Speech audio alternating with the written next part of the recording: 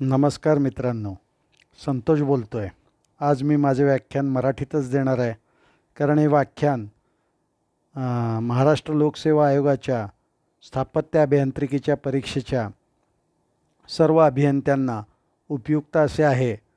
तरी ज्यांनी माझे चॅनल सबस्क्राईब केले आहे त्यांना मनापासून धन्यवाद, व ज्यांनी हे चॅनल सबस्क्राईब केले नसेल त्यांना परत एकदा विनंती करतो की माझे चॅनल नक्कीच सबस्क्राईब करा. तुम्हाला यातून फायदाच होईल. तर चला चालू करूयात आजचे लेक्चर. आजचे लेक्चर बेसिकली MPSC सिव्हिल इंजिनिअरिंगच्या परीक्षेच्या शेड्यूलविषयी आहे, टाईम फ्रेमविषयी आहे आणि वेगवेगळ्या वर्षात ज्या स्पर्धा परीक्षा झाल्या सिव्हिल इंजिनिअरिंगच्या MPSCच्या त्या स्पर्धा परीक्षांचा एक तुलनात्मक अभ्यास म्हणजेच कंपॅरेटिव्ह स्टडी मी आपणासमोर सादर करत आहे. तर चला बघूयात हा तुलनात्मक स्टडी. परंतु तुम्हाला परत एकदा विनंती करतो की माझी लेक्चर ही शेवटपर्यंत बघा. शेवटी लेक्चरच्या काही कन्क्लुजन असतात, काही चांगल्या गोष्टी असतात. त्या गोष्टी आपल्याला निश्चितच प्रेरणादायी ठरू शकतील. तर चला चालू करूया आपले हे व्याख्यान. सुरुवातीलाच मी एक गोष्ट सांगतो, कारण दर वेळेला तुम्हाला तांत्रिक गोष्टी सांगून तुम्ही नेहमीच बोर होता. तसेच माझे सबस्क्रायबर बरेचसे असे आहेत की जे अभियंते पण नाही आहेत, तर त्यांच्यासाठी सुद्धा या गोष्टी मार्गदर्शक ठरू शकतील. तर ही कंपॅरेटिव्ह स्टडीच्या निमित्ताने किंवा टाईम फ्रेमच्या निमित्तानेच ही गोष्ट आहे. ही गोष्ट मला तुम्हाला सांगावीशी वाटते आहे. एक फार श्रीमंत माणूस असतो आणि तो बराच पैसे कमवतो, बरंच धन कमवतो, बरीच प्रॉपर्टी कमवतो आणि एके दिवशी तो असंच निवांत बसलेला असताना त्याच्या मनात विचार येतो की आपण आता एवढी संपत्ती, एवढी प्रॉपर्टी कमवली, आपल्या सगळ्या वेळेचा सदुपयोग आपण फक्त पैसा आणि प्रॉपर्टी कमवण्यासाठी केला, तर आपण जरा आता यातून विश्रांती घेऊयात आणि आपण आपलं खरं जीवन व्यतीत करूयात. पण काय दुर्दैव त्याचं, त्याच वेळेस त्याला यमराजाची हाक येते आणि यमराज त्याच्याजवळ येऊन उभा राहतो आणि यमराज म्हणतो की आपला वेळ संपला आहे, मला तुम्हाला घेऊन जायचं आहे. त्याला वाईट वाटतं, पण तो यमराजाला म्हणतो की अरे माझ्याकडे बरीच प्रॉपर्टी आहे, मी थोडीफार प्रॉपर्टी तुला देतो किंवा तुला काय पाहिजे ते सांग, त्याप्रमाणे देतो, पण मला जरा एक्सटेंड कर माझी ही लाईफ. पण यमराज म्हणतो असं एक्सटेन्शन वगैरे करता येणार नाही, तू काही सांगतोयस म्हणला की ही प्रॉपर्टी घेऊन मी काय करू म्हणला, माझ्याकडे भरपूर माझ्या देवानी इंद्रानी मला भरपूर ठेवलेलं आहे वर, त्यामुळे तुझी प्रॉपर्टी घेऊन मला काही फायदा नाही आहे असं तो त्याला सांगतो. मग तो परत एकदा विनंती करतो त्याला की बाबा मला कमीत कमी 1 दिवसाचा तरी वेळ दे. पण यमराज ते पण अमान्य करतो, 1 दिवसाचा पण वेळ तुला देता येत नाही, तुला लवकर घेऊन जायचं आहे. मग तो म्हणतो की कमीत कमी मला एखादी नोट लिहायला तरी वेळ दे, छोटीशी नोट. मग यमराज तेवढा मात्र शिथिल होतो त्यावेळेस, त्याचे निर्बंध शिथिल करतो तो आणि तो त्याला म्हणतो की लिही बाबा तुझी नोट, पण लवकर लिही म्हणजे मला तुला घेऊन जाता येईल. मग तो श्रीमंत माणूस त्या नोटमध्ये काही सुंदर वाक्य लिहितो. ती वाक्य अशी आहेत की बाबा मी आजवर आयुष्य जगलो ते फक्त पैशासाठी आणि धनदौलत कमवण्यासाठी, पण या वेळेत मी माझ्या नातेवाईकांकडं, माझ्या मित्रांकडं, माझ्या जीवलगांकडं किंवा निसर्गातल्या इतर गोष्टींकडं अजिबात लक्षच दिलं नाही. पण सर्व पैसे कमवल्यानंतर मला कळलं की या गोष्टींसाठी वेळ देणं अत्यंत आवश्यक आहे. म्हणून मी कुठंतरी वेळ द्यायला गेलो तर इतक्यात यमराज आला. म्हणून तुम्ही माझ्यासारखी चूक करू नका. जेव्हा तुम्ही पैसे कमवताल किंवा जेव्हा तुम्ही प्रॉपर्टी किंवा इतर गोष्टीसुद्धा कमवताल, त्यात वाईट काहीच नाही आहे, पण ते कमवता तुम्ही स्वतःच्या जीवलगांकडं, मित्रांकडं, आपल्या नातेवाईकांकडं, आईवडिलांकडं लक्ष द्यायला शिकलं पाहिजे. असं तो नोट लिहितो आणि यमराज त्याला उचलून घेऊन जातो. तेच त्या फोटोत दाखवलं आहे. तर तुम्हीसुद्धा या माणसासारखं न जगता तुम्ही धनदौलत कमवा, पैसा कमवा, स्वकष्टाने आणि मेहनतीने कमवा, परंतु ते कमवताना आपल्या नातेवाईकांना, मित्रांना, जीवलगांना जवळ घ्यायला विसरू नका. एवढाच या गोष्टीचा मतितार्थ आणि सुरुवातीला सांगण्याचा उद्देश. तर चला चालू करूया. MPSCची सिव्हिल इंजिनिअरिंगची 2015 2015मधली परीक्षा जर बघितली तर त्याच्या ॲप्लिकेशन ओपनिंगची डेट होती 12/8/2015 आणि MPSCची प्रिलिम 24/10/2015ला झाली. म्हणजे साधारणतः 2 महिन्यात ॲप्लिकेशनपासून प्रिलिम झाली. अतिशय व्यवस्थित पिरियडमध्ये झाली. मला वाटतं आहे की ही जी MPSC 2015ची परीक्षा आहे त्याच्यात स्टँडर्ड टाईम फॉलो केला असेल त्यांनी. दुसरी एम पी एस सीची प्रिलिम 24/10/2015ला झाल्यानंतर एम पी एस सी प्रिलिमचा रिझल्टसुद्धा साधारणतः 2 महिन्याच्या आत म्हणजे 1 महिना 15 दिवसात लागला 8/12/2015ला. आणि प्रिलिमनंतर एम पी एस सीची मेन्स लगेच 9/1/2016ला झाली. म्हणजे प्रिलिमच्या रिझल्टनंतर लगेच एका महिन्यात किंवा प्रिलिमच्या तारखेपासून साधारणतः 3.5 महिन्यात एम पी एस सी मेन्सची परीक्षा झालेली आहे. आणि एम पी एस सी मेन्सची परीक्षा होऊन एम पी एस सी मेन्सचा रिझल्टसुद्धा 2 महिन्यात लागलेला आहे.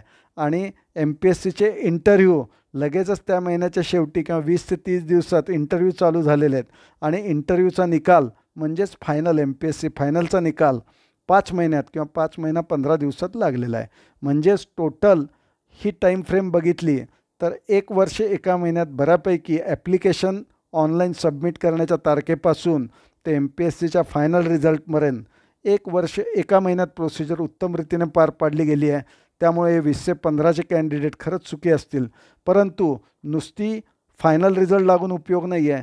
त्याच्यानंतर तुमची फिजिकल एक्झामिनेशन होते आणि त्याच्यानंतर तुम्हाला ट्रेनिंगसाठी मेरी नाशिकला आणि डिटेल वेगवेगळ्या ट्रेनिंगसाठी PWD किंवा इरिगेशनच्या वेगवेगळ्या ऑफिसेसला 6 महिने आणि मेरीला 6 महिने असं प्रशिक्षण घ्यावं लागतं.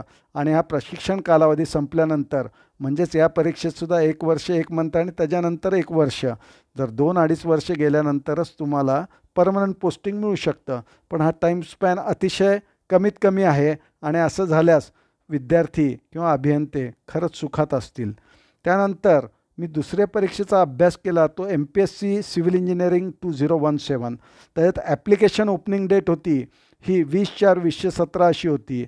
एम पी एस सीची प्रिलिम 9/7/2017 झाली म्हणजे 2 महिन्यात साधारणतः प्रिलिम झाली. एम पी एस सी प्रिलिमचा रिझल्टसुद्धा 3 महिन्यात लागला इथं.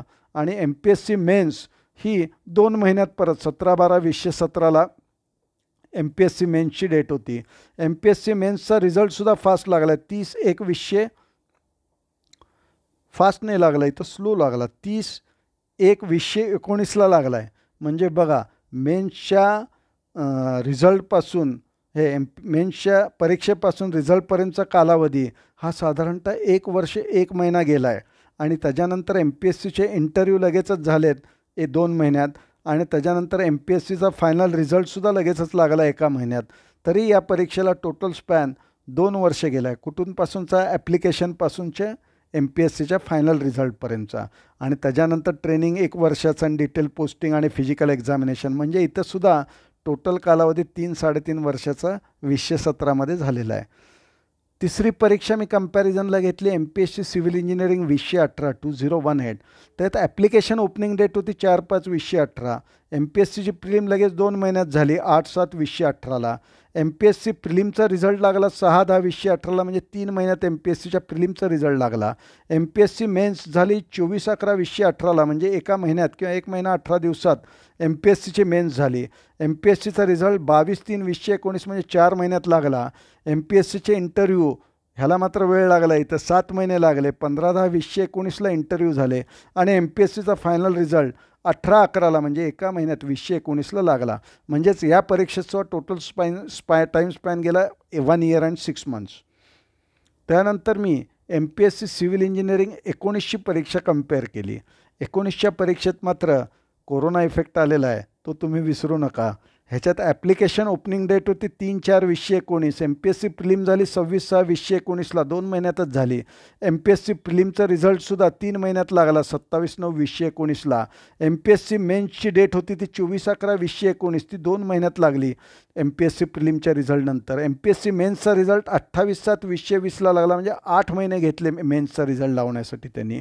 एम पी एस सी मेन्सची जी रिवाईज रिझल्ट लागला तो आत्ता लागला आहे 23/7/2021ला. मध्ये मराठा आरक्षण किंवा इतर कॅटेगरीचं परत रिॲप्रोप्रिएशनसाठी एम पी एस सी बोर्डाने वेळ घेऊन त्याच्या परत मेरिटमध्ये किंवा कॅन्डिडेटमध्ये जो काही फरक झाला आहे त्याप्रमाणे मेरिट राहून तो रिवाईज रिझल्ट लावला आहे 23/7/2021ला. इंटरव्ह्यूचं शेड्यूल आत्ता डिक्लेअर करतील किंवा लवकरच डिक्लेअर होईल. म्हणजेच एम पी एस सीचा जर त्यांनी एका महिन्यात साधारणतः जर ते रिवाईज केलं तर 8व्या महिन्यापर्यंत किंवा 9व्या महिन्यापर्यंत 9/20/21पर्यंत एम पी एस सीचे इंटरव्ह्यू होतील. मात्र पोस्टिंगला मात्र किंवा फायनल रिझल्टला मात्र साधारणतः 6 महिने ते 1 वर्ष लागलं तर साधारणतः जुलै 2022 किंवा त्याआधीसुद्धा फास्ट घेतलं तर होऊ शकतं आहे. म्हणजेच साधारणतः M P S C civil engineering 2019ला टोटल टाईम स्पॅन लागतो ॲप्लिकेशन ओपनिंगपासून ते फायनल रिझल्टचा, तो आहे 3 वर्ष आणि 3 महिने. हा कालावधी बराच मोठा आहे. आणि अजूनही डेट ऑफ 2020ची परीक्षा एम पी एस सी 2020चं मी डिटेल शेड्यूल घेतलेलं नाही आहे, पण तीसुद्धा कोरोनामध्ये पुढं जाऊन मार्च 2021ला त्याची प्रिलिम झालेली आहे आणि प्रिलिमचा रिझल्ट अजून लागायचा आहे आणि dates of mains are awaited आहे. यावर मी लेक्चर देतो आहे, पण बरं आहे स्पॅन जर जास्त असेल तर तुम्हाला मेन्सच्या अभ्यासाला वेळ मिळेल आणि त्यामुळे तुम्ही चांगला अभ्यास करून या परीक्षेत निश्चित सिलेक्ट होऊ शकाल. म्हणजेच थोडक्यात ह्याचा तुलनात्मक अभ्यास केला असता एम पी एस सी 2015ला ॲप्लिकेशनपासून ते फायनल रिझल्ट 1 इयर 1 मंथ लागलं. 1 इयर अँड 1 मंथ म्हणजे 1 वर्ष 1 महिना लागला.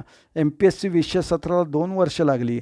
एम पी एस सी 2018ला 1 वर्ष 6 महिने लागला. एम पी एस सी 2019ला 3 वर्ष 3 महिने लागू शकतील किंवा 3 वर्ष लागू शकतील. म्हणजेच थोडक्यात ॲप्लिकेशनपासून फायनल रिझल्ट लागण्याच्या प्रोसेसला ॲव्हरेज काढला असता सर्वसाधारणपणे 2 वर्ष जातात आणि ही 2 वर्ष गेल्यानंतर 1 वर्ष साधारणतः फिजिकल एक्झामिनेशन आणि तुमच्या ट्रेनिंगच्या पोस्टिंगसाठी जातं आणि ट्रेनिंग 1 वर्ष केल्यानंतर तुमचं फायनल सिलेक्शन होतं आणि ह्याच्यात कोरोना इफेक्ट कन्सिडर केल्यानंतर अजूनही टाईम स्पॅन कमी जास्त होऊ शकतो. आणि या व्याख्यानाचा माझा मूळ उद्देश हाच आहे की मागच्याच महिन्यात स्वप्नील लोणकर नावाचा एक इन्फॉर्मेशन टेक्नॉलॉजीचा अभियंता त्यांनी सुसाईड केलं, आत्महत्या केली. त्या आत्महत्येबाबत मलाही फार वाईट वाटलं. अशा आत्महत्या होऊ नयेत, परंतु हा टाईम स्पॅन फार मोठा असतो आणि या मोठ्या टाईम स्पॅनमध्ये आपण तातडीनं नोकरी केली पाहिजे, छोटी किंवा मोठी. एम पी एस सीत तुम्ही यशस्वी व्हाल यात काही शंकाच नाही आहे, पण हा टाईम स्पॅन फार मोठा आहे, हा कालावधी फार मोठा आहे. या मोठ्या कालावधीमध्ये आपल्यावर घरचे लोक अवलंबून असतात, आपल्यावर आपणही अवलंबून असतो, आपल्यालाही आपली फॅमिली किंवा आपले इतर उद्देश असतात आणि यासाठी अर्थार्जन अत्यंत महत्त्वाचं आहे. म्हणून माझं एकच म्हणणं या कंपॅरेटिव्ह स्टडीच्या निमित्ताने, तुम्ही बघितलं तर एम पी एस सीच्या प्रिलिमपासून ते एम पी एस सीच्या मेन्सपर्यंत साधारणतः 2019ला 5 महिने लागले, नंतर 2018ला 4.5 महिने लागले आणि 2017ला 5 महिने लागले. म्हणजेच तुम्हाला एम पी एस सीच्या प्रिलिमपासून एम पी एस सीच्या मेन्सच्या अभ्यासासाठी ते 4-5 महिने लागतात. या 4-5 महिन्यात तुम्ही पूर्ण सुट्टी काढून अभ्यास करा, परंतु हा कालावधी जर सोडला तर तुम्ही छोट्या मोठ्या नोकऱ्या निश्चित करू शकता किंवा मोठीसुद्धा नोकरी करू शकता आणि फॉर बेटर प्रॉस्पेक्टसाठी तुम्ही नोकरी नंतर सोडूनही टाकू शकता. म्हणून आपण आपल्यासाठी तर जगायचंच आहे, पण आपण आपली नोकरी करताना दुसऱ्यांचंही भलं करायचं आहे. तर दुसऱ्यांचं भलं करायचं आहे याच्यावरनं मला एक पॉझिटिव्ह अप्रोचची एक छान गोष्ट आठवली, मी वाचली आहे बरेच वेळेला. तुम्हाला माहीत असावी म्हणून तुमच्या डोक्यात भर पडावी किंवा तुम्हाला आनंद व्हावा किंवा तुम्हाला माहीत असेल तरी ऐकून घ्या, माहीत नसेल तर फार चांगली गोष्ट आहे. एक पेशंट असतो आणि 2 पेशंट असतात ॲक्च्युली. एक पेशंटची जी बेड असते ती खिडकीजवळ असते आणि दुसऱ्या पेशंटची बेड जी असते ती त्याच्या बाजूला असते. दुसऱ्या पेशंटला खिडकीच्या बाहेरचं काही दिसत नसतं, पण पहिल्या पेशंटला म्हटलं खिडकीच्या बाहेरचं दिसत असतं आणि त्याला त्याच्या लंगचा त्रास असतो किंवा कोरोना झाला असं समजा. तो परेशान असतो. परेशान झाल्यावर तो अधनंमधनं उठून खिडकीतनं बाहेर बघत असतो आणि अलीकडचा पेशंट मात्र त्याला विचारत असतो, अरे काय झालं काय नाही. दोघं गप्पा मारत असतात चांगल्या. मग तो अलीकडचा पेशंट विचारत असतो त्याला, खिडकीतनं काय पाहिलं तू बाबा. तो सांगत असतो, अरे पलीकडं छान तळं आहे, तळ्याच्या बाजूला छान झाडं आहेत आणि तळ्यात छान राजहंस आणि बदकं वगैरे पोहत आहेत, सुंदर दृश्य आहे. परत दुसऱ्या दिवशी विचारतो, काय अरे त्या तळ्याच्या जवळच्या बागेत लहान मुलं खेळत आहेत, मस्त फुटबॉल क्रिकेट आणि अतिशय मजा चालली आहे त्या मुलांची. ते ऐकून दुसरा पेशंट मनोमन खुश होत असतो, परंतु त्याला त्या बेडवरनं काही उठता येत नसतं. पण तो हळूहळू प्रयत्न करत असतो, पण त्यात काही सुधारणा होत नसती.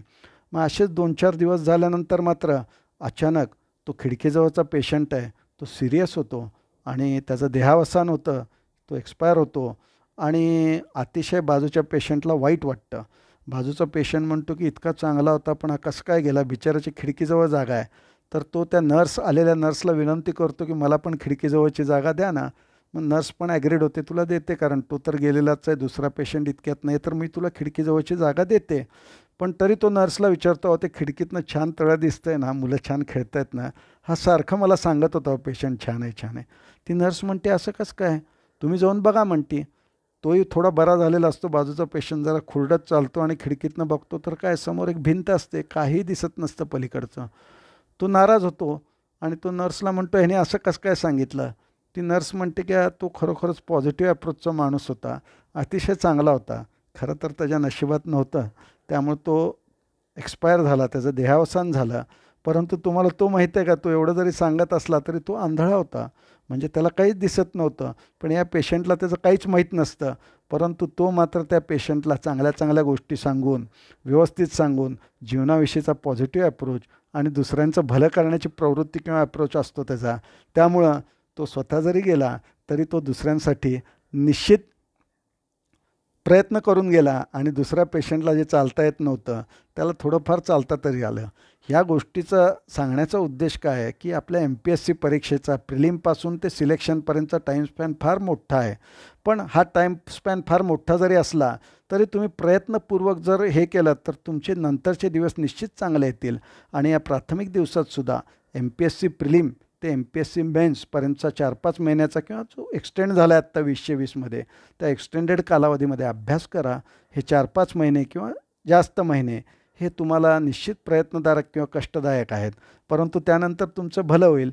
परंतु या टाईम स्पॅनमध्ये उरलेल्या तुम्ही निश्चित दुसऱ्या नोकऱ्या करा किंवा लेक्चररशिप करा किंवा तुम्हाला जे आवडेल आणि ज्या साधनातून तुम्हाला पैसा सत्कर्माने कमवता येईल त्या गोष्टी तुम्ही अजिबात विसरू नका. अशा सर्व गोष्टी करा आणि तुम्ही MPSCच्या परीक्षेत निश्चित यशस्वी व्हा.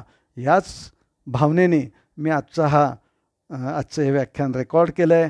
तर सर्वांनी या लेक्चरमधील चांगल्या गोष्टी घ्याव्यात आणि सर्वांनी MPSCमध्ये यशस्वी होण्याचा प्रयत्न करावा, हीच सदिच्छा. धन्यवाद. थँक्यू. आणि जास्त डिटेलसाठी माझ्या ॲडमिनिस्ट्रेटरला फोन करा किंवा मला ईमेलसुद्धा करू शकता.